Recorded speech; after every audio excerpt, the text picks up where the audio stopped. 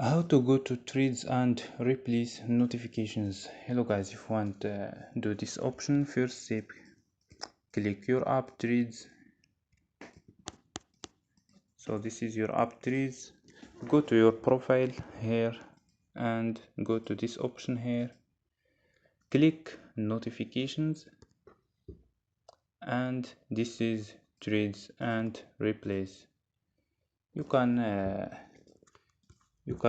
turn off notifications of likes, of replies, mentions, and reposts, and first threads. So don't forget like and subscribe. Bye.